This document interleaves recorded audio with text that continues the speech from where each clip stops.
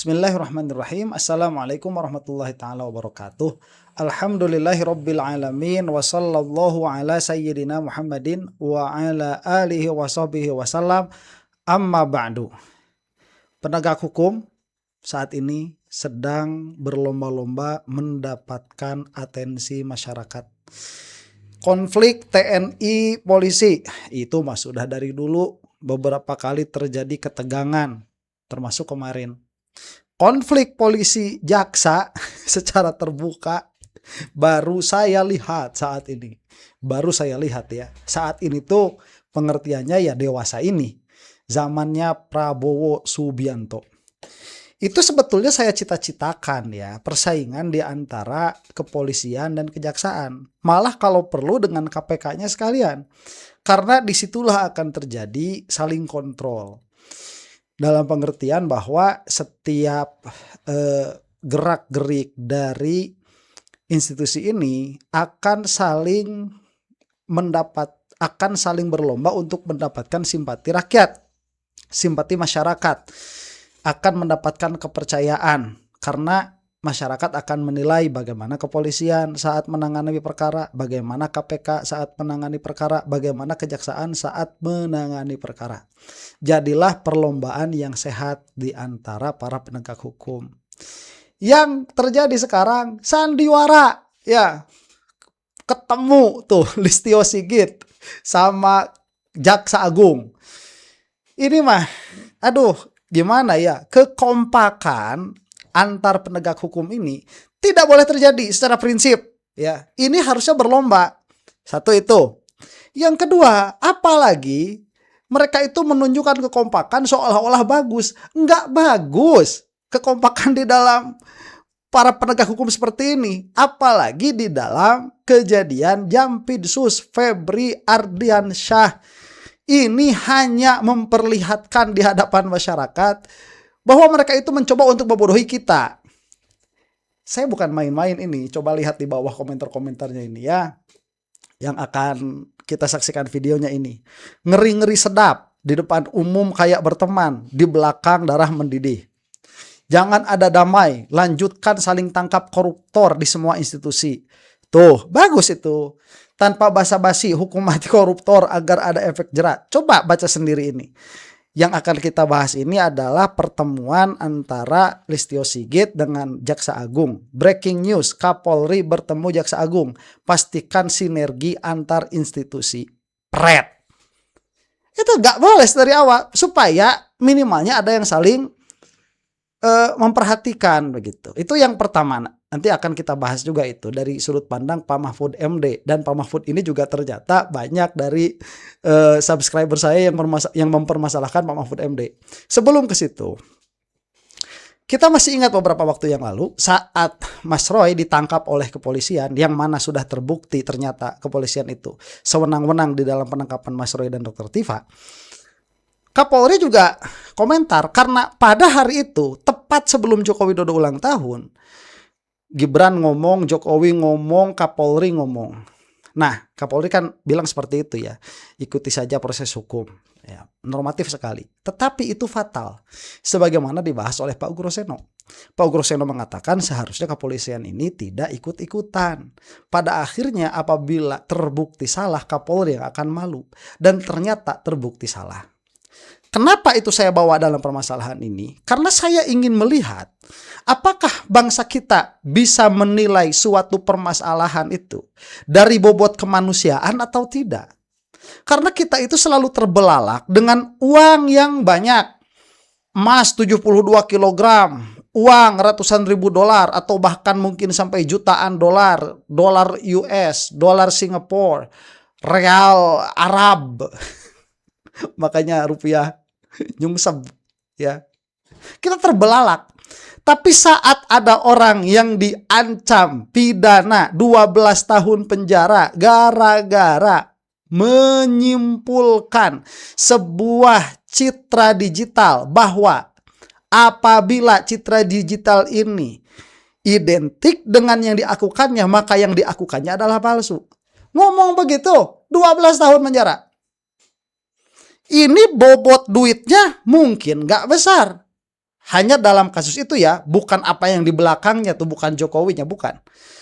Bobotnya mungkin tidak besar, tetapi nilai kemanusiaannya ini lebih berat daripada 72 kg emas. Itu nilai kemanusiaannya. Nah, yang mana pada akhirnya saya kira tidak semua bangsa kita ini bisa melihat ke sana. Oleh karena itulah saat terjadi dibukakan film Pesta Babi kemarin, kita masih ribut ya, oh itu agamanya lain dengan kita, oh itu proyek nasional pemerintah dan lain sebagainya dan lain sebagainya. Padahal di situ bersatu antara bobot kemanusiaan dengan kerugian material. Tapi bangsa kita udah rame, tinggalkan, lepaskan. Oke. So be it. Itulah kita ya, menertawakan diri sendiri itu kadang-kadang menyenangkan. Aduh, naudzubillah min dzalik. Cuman ya sekali lagi ya, kalau sudah begini keadaannya, makanya di akhir zaman itu kita menunggu Imam Mahdi. Mau gimana sekarang, mau udah seperti ini, mau siapa yang menyelesaikan? Hanya saja ingat ya, Imam Mahdi itu hanya bisa diikuti oleh orang-orang yang berpikiran waras, berpikiran cerdas. Jadi kita siapkan diri kita sekarang untuk berpikiran waras dan cerdas supaya tidak tertipu oleh dajjal-dajjal sehingga jadi termol atau jadi terwo atau terdin oleh yang mulia Udin. Nanti itu akan kita bahas ya, karena saya dapat video bagus tuh. Oke. Nah, inilah yang saya sebut bahwa Kapolri Listio Sigit dalam hal ini mengaku bahwa permasalahan Rosiro itu sebetulnya permasalahan besar. Dari mana? Tidak akan kita dapatkan perkataan itu dari Listio Sigit saat ini, tapi kita mendapatkannya dari gestur yang sama. Kapolri ikut-ikutan ngomong. Hanya saja kemarin waktu permasalahan Rosiro tidak ada dramanya, ini mah pakai drama. Panggung sandiwara. Kita saksikan. Saya dengan Pak Kapolri, tapi teman-teman jangan berpikir kami ini rival, kami ini adalah versus, tidak. Jadi kami sejak dulu kami sudah mengenal secara pribadi beliau, kemudian kami sama-sama, saya jadi Jaksa Agung, beliau jadi Kapolri. Kemudian jangan juga berpikir karena ada hal-hal sesuatu kemarin, ini adalah silaturahmi yang biasa kami lakukan dan kami selalu berpikir bagaimana perbaikan ke depan lagi. Itulah yang tadi kami bicarakan. Mungkin lebih lengkapnya monggo Pak Kapolri. Sebentar sebelum ke Kapolri ya, jangan berpikir. Iya, pikiran itu gak bisa dilarang-larang, Oon. Kalau mau kami jangan berpikir ada persaingan tidak sehat antara kepolisian dan kejaksaan, ya jangan terjadi kejadian-kejadian seperti kemarin. Polisi sedang menggeledah kafe, rumah Jampinsus dijaga sama TNI. Jangan terjadi itu. Kemudian itu sudah terjadi, mengatakan kepada kita jangan berpikir kami itu versus. Ya nggak bisa. Itu makanya kemarin Sorloth nggak mau ngoper sama Halan, padahal si Halan sudah kosong.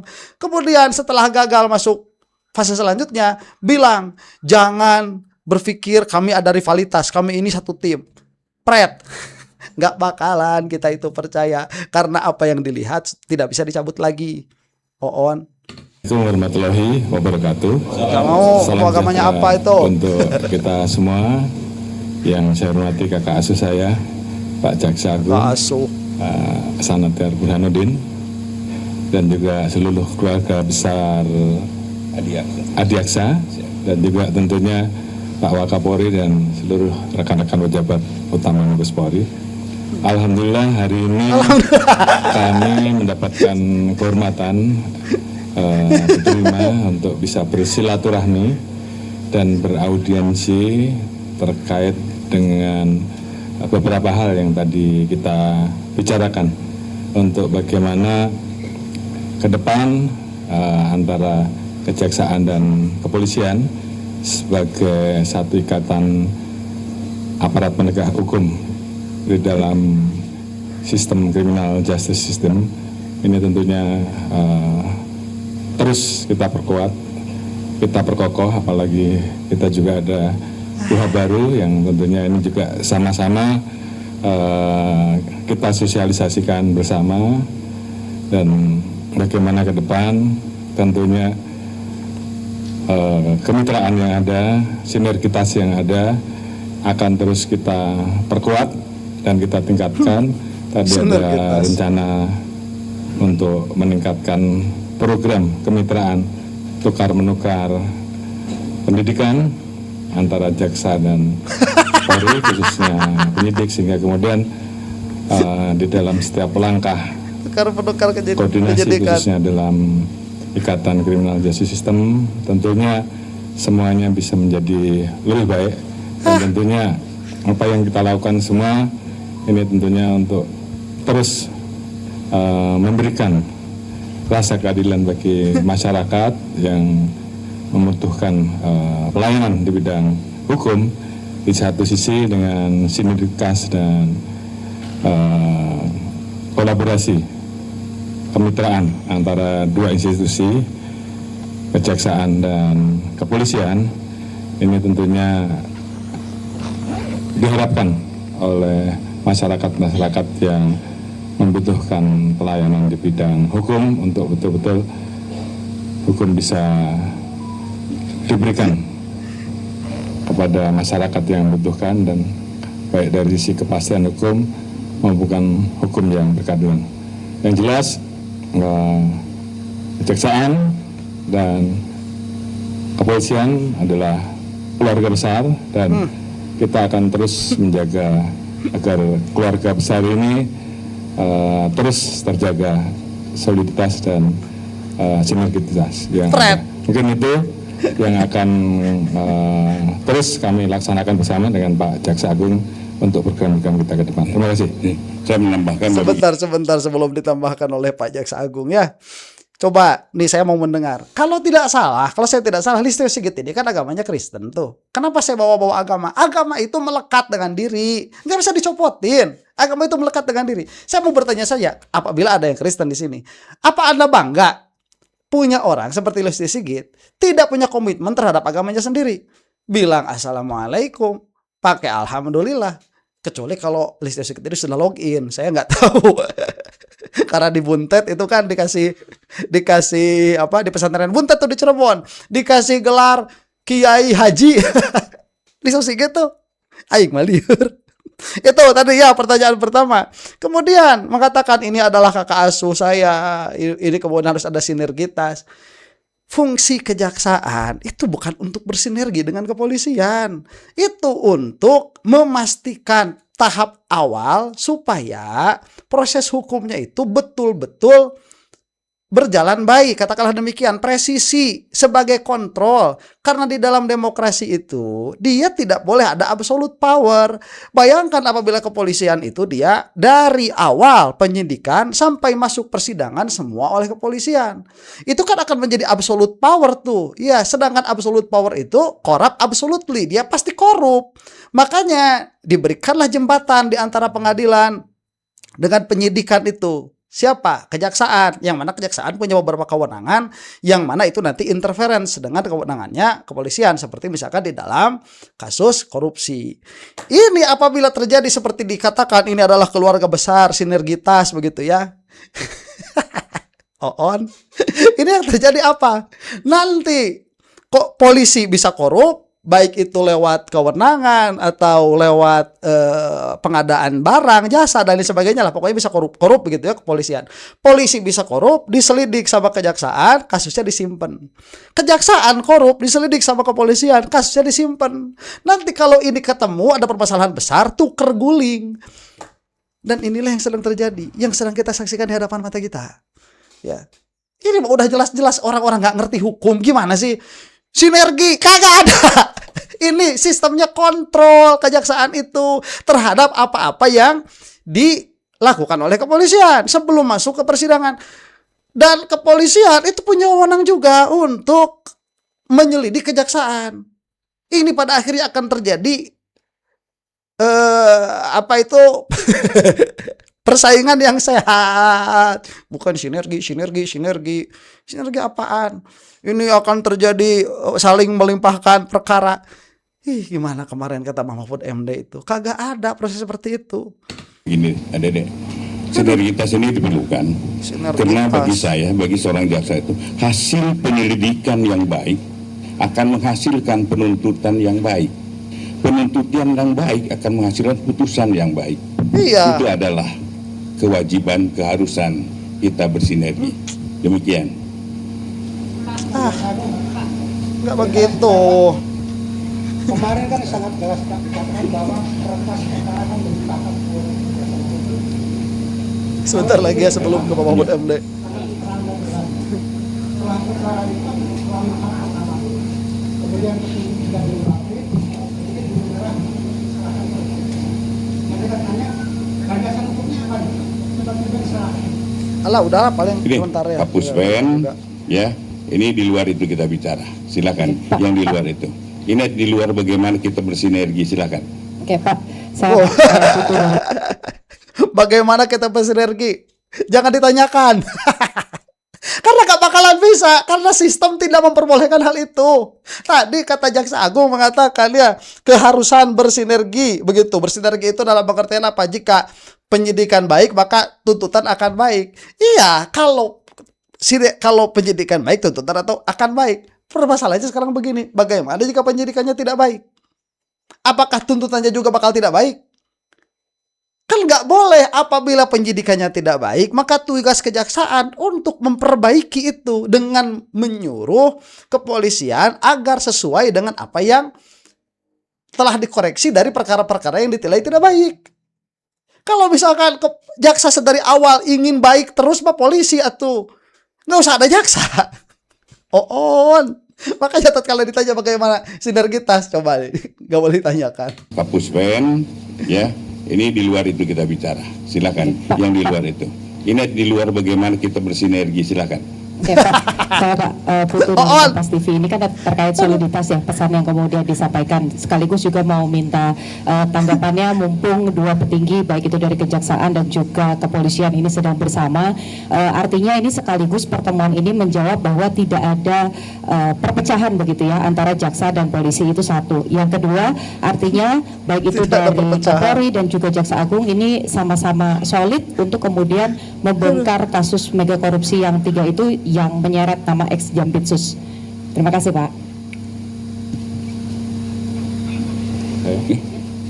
Baik, yang jelas saya pastikan di sini, apalagi kita hadiri bersama antara Bapak Jaksa Agung dan seluruh pejabat utama Adiaksa, saya didampingi Wakapolri dan pejabat utama Mabes Polri, tentunya kami sama-sama sepakat dan menyampaikan kepada seluruh jajaran bahwa tidak ada masalah di antara dua institusi ini.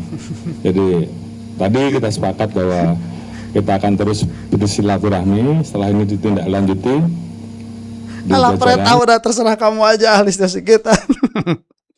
Mau dibodohin, kita bisa dibodohin kagak. Kita tidak ada apa tadi katanya, perpecahan apa perpisahan di antara kepolisian dengan kejaksaan. Atau kalau tidak ada perpisahan antara kejaksaan kepolisian, ngapain dibikin dua atuh? Ada jaksa, ada polisi. Ya udah ngapain buang-buang duit pajak? Ya sudah tuh, kepolisian aja sendiri begitu. Atau gak usah ada polisi. Biar polisi tidur aja. Polisi, kejaksaan aja begitu yang jalan. Ya gimana sih ini? Ini tugasnya sudah ini orang-orang sekolah hukumnya di mana ini? Makanya saya bilang kemarin, penyidik Polda Metro itu bukan pura-pura nggak ngerti, mereka tuh emang nggak ngerti, memang tidak memahami bagaimana seharusnya sebuah penegakan hukum di negara demokrasi. Kayaklah ya, supaya saya tidak, udah banyak juga sih ngelantur, udah banyak ngomong begitu ya. Ini kita akan saksikan Pak Mahfud MD. Saya paham, pasti banyak orang juga yang antipati lah terhadap Pak Mahfud. Tapi saya tidak melihat ya keadaan Pak Mahfud di luar perkataan ini, karena perkataan ini akan kita saksikan sangat make sense. Makanya orang seperti Pak Mahfud MD ini jangan diberikan dekat sama kekuasaan, karena the moment yang bersangkutan ini dekat dengan kekuasaan, omongannya langsung dengdek langsung ke kiri itu ya. Jangan dikasih dekat sama kekuasaan Pak Mahfud mah. Besok lusa mencalonkan jadi apapun, jangan dipilih supaya omongannya bisa terus lurus seperti ini. Baik, kita saksikan Pak Mahfud MD. Kenapa kita mendesak? Saya juga berpikir gitu. Ngapain saya desak-desak Polri juga diperbaiki, dihujat? TNI-nya sama, Ini masih harus trailer diperbaiki ya? dan banyak Cuplikan. dihujat juga. Kejaksaan Agungnya sama, pengadilannya sama. Kita tidak tahu karena apa rencana-rencana yang seperti itu, strategis dan taktisnya itu kan yang tahu hanya presiden. Karena jaksa itu profesional betul. Kalau disuruh cari ini temu tuh bisa membuktikan memang secara sebenarnya, Prof, ya? Iya, bisa membuktikan sesuatu salah, sesuatu tidak mungkin bersalah. Itu bisa ditemukan oleh jaksa. Jaksa pinter-pinter gitu. Tapi sekarang kelihatan bahwa kepintarannya itu tidak dipakai. Oleh sebab itu kalau kita melihat kasus tidak nyambung antara yang didakwakan dengan yang dibuktikan. Oke lah, silakan mau Polri mau diapain, karena juga tidak fair kalau kita bicara kenapa Polri yang didesak-desak terus gitu kan. Iya kan orang kenapa kita mendesak? Saya juga berpikir gitu. Ngapain saya desak-desak Polri juga diperbaiki, dihujat? TNI-nya sama, harus diperbaiki dan banyak dihujat juga. Kejaksaan Agungnya sama, pengadilannya sama. Iya kan, pengacara-pengacara yang kayak kita yang di luar tuh sama, ini rusak semua. Sehingga memang perlu satu leadership yang kuat disertai kesadaran kolektif kita sebagai bangsa. Sekarang ini kan orang, kalau saya memakai mal kotak bingkai teori autokratik legalisme dan teori munculnya Hitler itu, sekarang Indonesia bisa dipakai ke cara itu, cara membuat hukumnya akal-akalan, mengkooptasi kekuatan politik dulu.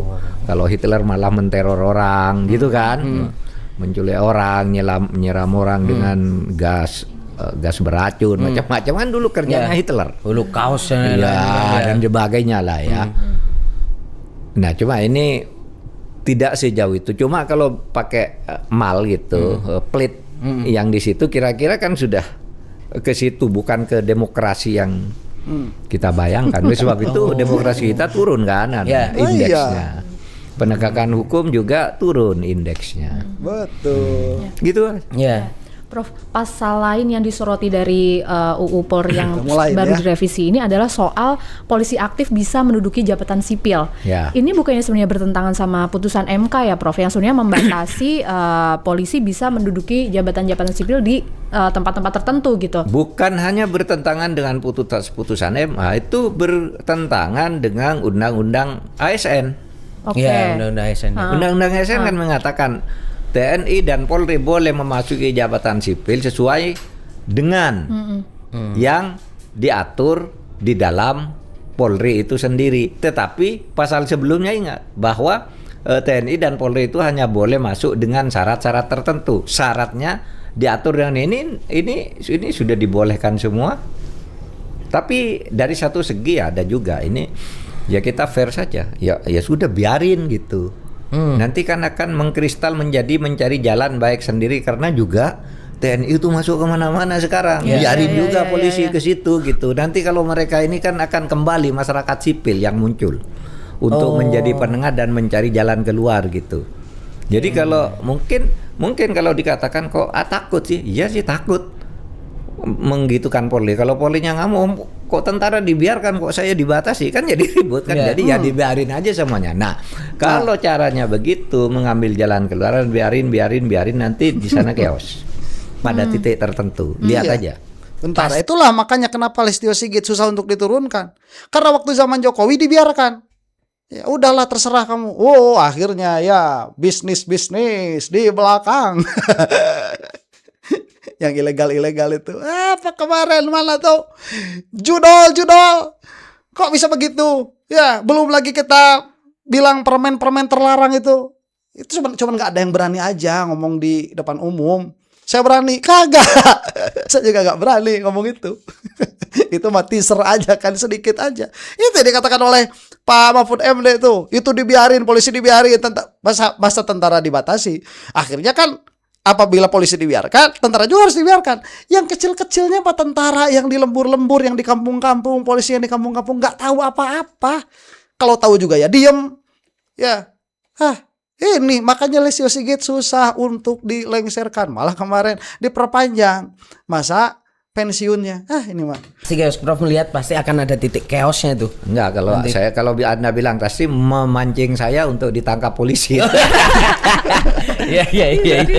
Teorinya Iya. sampai ke ujung itu. Chaos. Tapi Prof, kalau hal itu yang kemudian terjadi udah dibiarin, tapi kan posisinya akan lukanya akan nggak terlalu dalam apa Prof? Ketika misalnya kayak tadi di dalam teorinya biarkan nih TNI-nya udah ngeringsek masuk, polisinya nanti kan dalam teorinya mungkin akan chaos di situ, baru masyarakat sipil muncul. Tapi ya pasti situasi dalam lukanya kan. Iya pasti dalam lukanya. Oleh sebab itu tugas pemerintah itu bagaimana agar tidak sampai terluka sebenarnya. Ya atau tugas DPR itu sebenarnya kan mengawasi agar semuanya berjalan demokratis agar tidak sampai terluka. Kalau semua keinginan sana diiyakan, ini diiyakan, akhirnya rakyat terabaikan, di bawah itu kacau, terus antar institusi juga rebutan macam-macam, kan di situ terjadinya chaos. Kejaksaan Itulah kemarin. Teori lagi nih, teori kuno bahwa demokrasi tanpa hukum yang benar itu di atas menimbulkan kesenang-wenangan di tingkat elit itu kan, institusi kesenang-wenangan, di tingkat rakyat menimbulkan kekacauan. Itu akan menyusukan pelan-pelan kalau demokrasinya dibiarkan liar, lalu hukumnya juga suka-suka. Nah, sebentar ya. Saya juga punya teori, Pak Mahfud ini. Termulisasi yang liar, termulisasi yang tanpa batas mengakibatkan Dajjal cepat turun. Di atas jadi termul, di bawah jadi terwo. Aduh, ini mah. persoalannya kalau kita punya nasionalisme, rasa cinta kepada bangsa ini, itu ya janganlah itu terjadi. Mari kita bicara, mari dibeginikan gitu. Seperti kita yang berusaha untuk mengingatkan itu. Tapi jangan lupa banyak juga orang yang kalap. Ya, kalap ya. Iya. Begini pikirannya loh. Kalau saya memperbaiki, nanti saya yang jadi korban. Nah, Wah. Karena saya akan ketahuan. Kan gitu kan. Oleh sebab itu biar aja hancur semua, tibeh. Hancur tibeh, semuanya. Saya hancur, mereka hancur daripada saya hancur sendiri. Nah, itu yang sangat berbahaya. Dan itu yang sering menyebabkan suatu pemerintah itu roboh.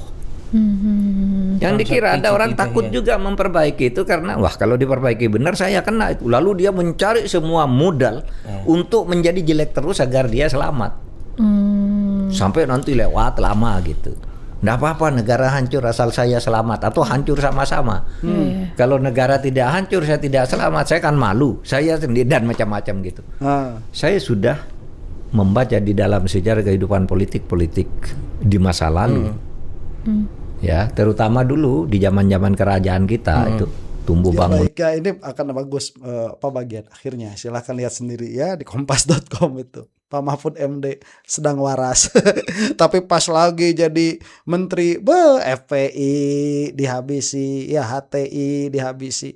Sekali lagi saya katakan, saya tidak setuju HTI itu dibubarkan. Ini maksudnya gimana sih? Ya, baik. Kesimpulannya ini sudah bagus ditutup oleh perkataannya Pak Mahfud MD. Ya, ini kebablasan, polisi diberikan kesewenang-wenangan oleh Jokowi. Tentara ya begitu, mungkin oleh Prabowo kejaksaan. Aduh, baru punya power besar. Babat sana babat sini, dianya sendiri ambil. Terus katanya sekarang sinergi alah pret. Ya, mudah-mudahan termul segera binasa dari muka bumi Indonesia ini. Untuk Anda yang bukan termul, wallahu taala a'lam bissawab. Assalamualaikum warahmatullahi taala wabarakatuh.